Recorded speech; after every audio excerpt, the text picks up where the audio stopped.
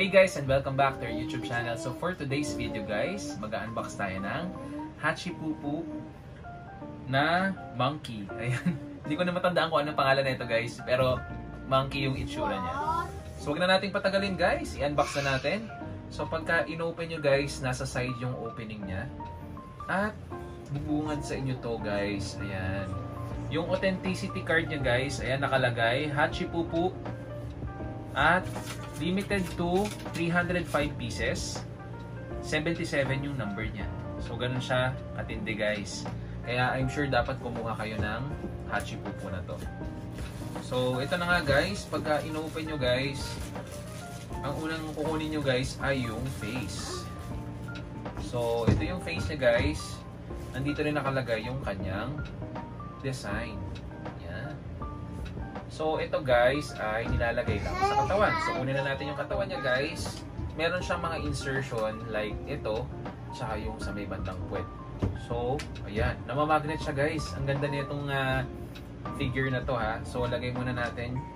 Tapos i-next na natin tong kanyang buntot. So sa buntot niya guys, ayan naka-seal pa yan. Open na natin. So yung itsura ng buntot niya guys ay ito. Ayan. Matte yung design. So check natin kung namamagnet din. So sa may bandang buntot guys, medyo hindi. Pero ito yung itsura ng kanyang buntot. Ayan. Alright. So turn around na natin ulit. At meron pa siyang ibang accessories dito. Like ito guys, meron siyang saging. Yan.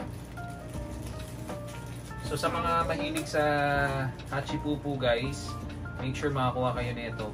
Bagay na bagay ito sa elephant in the room ng Hirono rin. Yan. So nilalagay lang siya dito. Tapos ito na yung kanyang maganda. Dahil alam ko na mamagnet yata ito eh. Yan yung itsura guys nung kanyang saging sa taas. Ayun. Sumusunod.